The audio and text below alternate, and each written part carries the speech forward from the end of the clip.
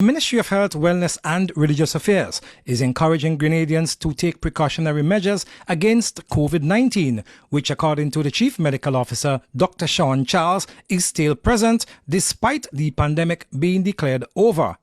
During a media briefing on Wednesday, the CMO explained, COVID has continued to be identified consistently throughout the period.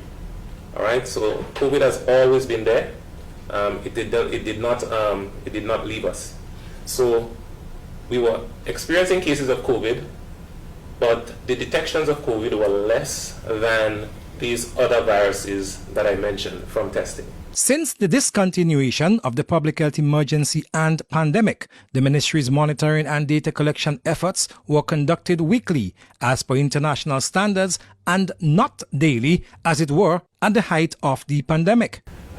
We have transitioned now to monitor the positive detections of COVID on a weekly basis. So now we receive weekly reports. And those numbers have not changed much over the weeks, but except the last 3 weeks. The last 3 weeks we have noted a steady increase in the number of detections of COVID cases. All right. For example, for the last week that we monitored, 71 cases were detected. The week before that, 42, and the week before that, 26.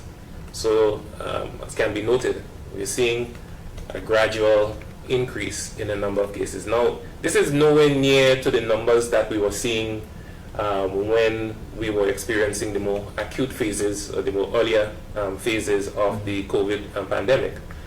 But it calls our attention to the fact that this condition is still there, and we ask the public to still be mindful that it is there. Meanwhile, although the ministry has the matter under control, the CMO said contingencies are in place and additional preparations are being made to effectively manage and prevent a surge in cases. This has, it has prompted us to consider our contingencies, because if we are seeing this many persons coming in for COVID, then we have to make preparations to ensure that we can manage them and we don't have a surge, and we can manage any sort of issues surrounding this.